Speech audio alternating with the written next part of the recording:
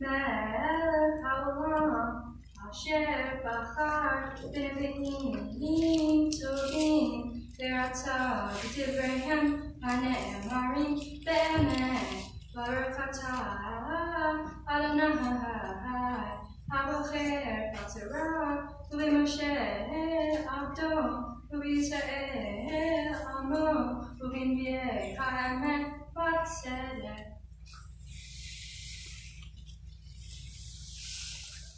ויאמר לו יהונתן מחר חודש ונזכרת כי יפקד מושבך ושילשת טרם מאוד ובאת אל המקום אשר נצטרת שם ביום המעזר וישבת אצל האבן הזה ואני שלושת החיצים צירה פורה ושלח לי במטרה והנה אשלח אהנר לך מצח החיצים עמנו אומר הנר הנה החיצים עמך בהנה כהנו בבוא כי שלום לך ואין דבר חי אדוני ואם קור אומר לאלם הנה החיצים ממך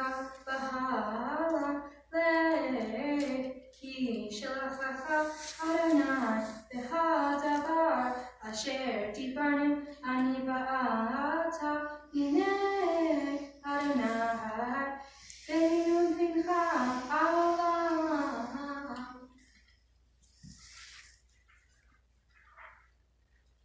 ברוך אתה אדוני אלוהינו מלך העולם צור העולמים צדיק בכל הדורות האל הנאמן המדבר האומר ועושה המדבר ומקיים שכל דבריו בצדק על התורה ועל העבודה ועל הנביאים ועל יום השבת הזה שנתת לנו אדוני אלוהינו לקדושה ולמנוחה לכבוד ולתפארת על הכל אדוני אלוהינו אנחנו מודים לך ומברכים אותך יתברך שמך בפי כל חי תמיד לעולם ועד ברוך אתה אדוני מחדש השבת. אמן.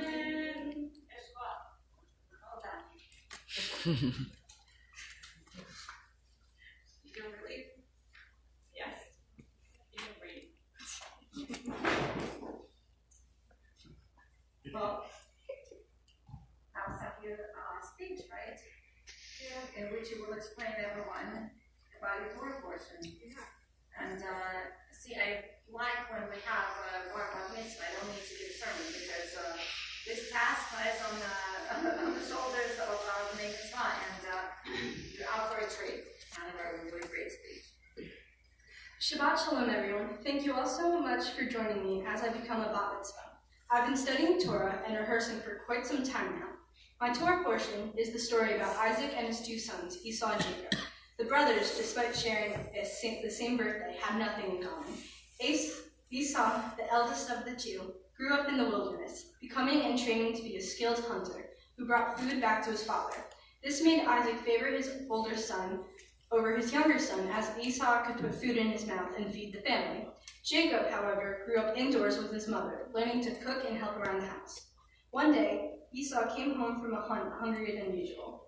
Normally, the eldest brother would wait for his mother to cook up the food he had caught, and that'd be his dinner, but today he was so hungry he couldn't wait. Fortunately, Jacob had been cooking up a nice stew and offered Esau a bowl in exchange for his birthright. Starving, Esau agreed without hesitation, meaning that once their father passed away, Jacob would get the heritage, which consisted of herds and flocks and gold. What interested me the most in my Torah portion was how different the siblings were. I relate to this the way others may not, because my own sister and I are polar opposites. Just like Jacob and Esau, my sister Abby and myself are different in the majority of the ways possible.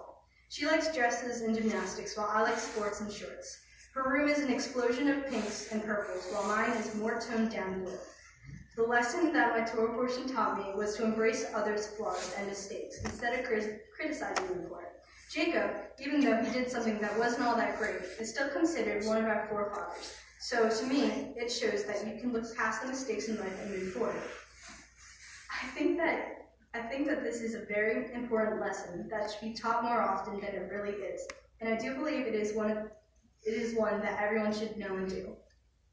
One of the things I have for the future, as I become a young Jewish adult, is helping out a lot more. What I mean is I've always wanted to help out, mainly at adoption centers and organizations involving animals, but I've always been too young. A lot of the shelters around here only take teens, 13 years or older, so I'd had to wait. Considering I'm now 13, I'll definitely be able to help out a lot more in tons of organizations and really work to change the world.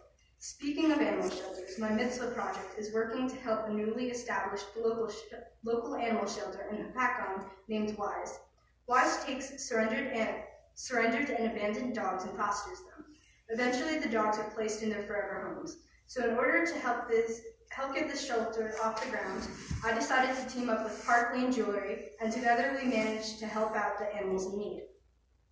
Lastly, I'd like to thank a few people for all they've done, not only for always being there for me, but for getting me to where I am today. First of all, I'd like to thank my mom, who, no matter what, will always be my best friend, and someone I can always lean on. I'd also like to thank my dad, because I always know no matter what happens, he'll always be rooting for me and always on my side. My grandparents have made a huge impact on my life as well, and I'd like to thank them both for being some of the best people I've ever met. And of course, someone I really want to thank is my little sister, Abby, who no matter how annoying she can get, she's still the bestest sister I could have ever asked for. My friends have also always had a huge impact on how things in my life run, and I'm so thankful to have them with me because they continuously show nothing but support and good times. Finally, I'd like to thank Rabbi Nina for putting up with me for the last 6 months, and all my Hebrew teachers who've helped me become who I am today. Once again, I'd like to thank everyone for attending. Shabbat Shalom. Shabbat Shalom. I love how you chose that theme of appreciating people for who they are. The Torah portions have a lot of things usually, and it is really the task of our Bat Mitzvah to pick the one that really speaks to them the most. And I think it shows who you truly are, because you see only the best in people. And perhaps it has to do with your artistic eye, because you are extremely talented. And if you want to see some of the works that Hannah created, you can go on Karen's Facebook page, because she periodically posts her beautiful creations of animals, which also shows your kind nature, because you care for animals, and therefore you like to draw them, right? Yeah, I'm still waiting for one. Hopefully, but you, I think, really awed everyone today by your knowledge and your poise. It is not easy at that age to stand in front of a group of people, even if those people are all the friends and family. It doesn't matter. You know, not many people possess this ability of speaking from the beam or pulpit, and it's very important. And it took a strong personality and a lot of courage on your part, right? Because I don't think that anyone even noticed that you were nervous here today. You really carried it through and led us in a beautiful, beautiful service. I want to thank you for doing that. We now continue with returning to the Ark, and it is a pleasure to invite Beth, Abby, and Steve Ernst to open the Ark. Please rise.